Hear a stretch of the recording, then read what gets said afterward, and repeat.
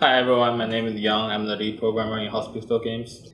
Hi, I'm Alexander Baird. I'm the gameplay programmer. We are the software development department here at House Pixel Games.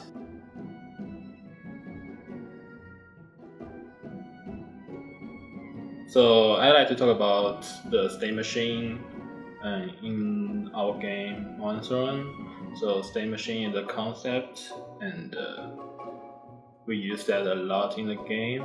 It's a pretty good, pretty useful tool because you can simply manage and control different objects in the game. So a state machine contains two parts, different states and the condition to transfer between different states. For example, in our game, we have a lawnmower. Then if before player jump into the lawnmower is in deactivate state, and the mower will just stay there and do nothing. If player jump into the mower, then the mower turn to activate state. And when player move or player turn into tank mode, the states get changed. So because we have different animations, visual effects, sound effects, or different behaviors for different states, so we use state machine to control and help us to control and manage how everything goes. It is also very helpful for artists and level designers to modify the game or modify the object, because it's like very clear to them. They know what state and to use what animations or what effects they want. So it's very useful in our game, and we use pretty much in everywhere just to keep our project clean and easy to manage. Okay, so I will choose to talk about the throwable selection system. That's the items that come out of the care packages whenever they come down. The throwable selection system, the way it works is it's not just purely random. Whenever it selects one item, it actually adjusts the weights of all the items accordingly in order to try and prevent from just continuously getting a rock over and over again or things like that. So through that, every time one item gets selected, I believe right now it's set to half the current percentage and increase it very slightly from there, whereas all the other items get like a significant increase to their percentage chance to get selected.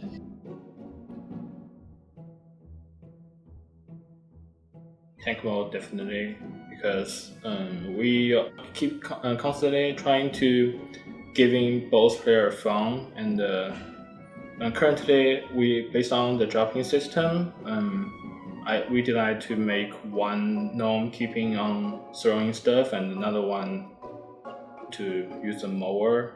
But the mower sometimes will be boring because maybe it's out of gas or it's too easy to get knocked off. So we decided to make that happen in our game, make the tank mode happen in our game, and bring more fun to the players, I would say.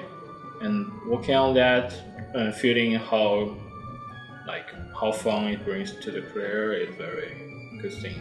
I guess what I'd say was the most fun was working on the death system and all things that directly touch onto it, collaboratively lead to your downfall in a way. Like the mower tilt for a while took a lot of adjustment to get it to where it's forgiving enough, but at the same time, adding in death and also making it to where the mower can fall off or you could get stunned off made it to where it was possible for one team to actually get rid of other players that they were trying to compete against for longer, which basically rewards you for actually throwing more items or shooting the other player off, or punishes you for getting too close to the edge thinking, oh, I can drift around this corner. But yeah, it was just fun to program that, to balance it, to make it as how it is right now, really.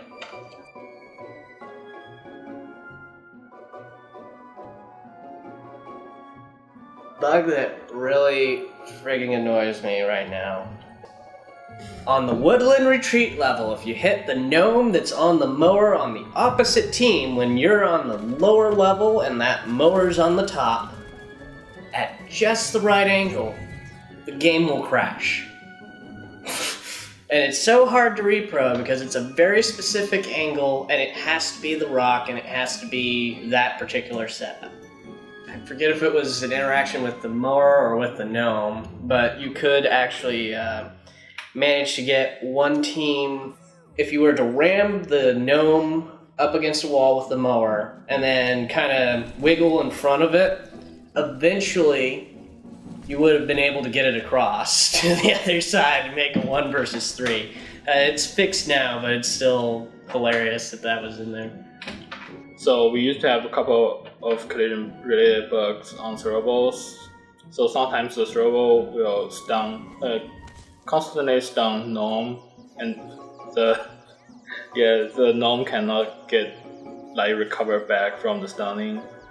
And also some of the objects will not break or will not trigger the collision issues. So we spend some time digging into the collision system in Unreal and do our best to try to fix those. And most of them are gone at current stage.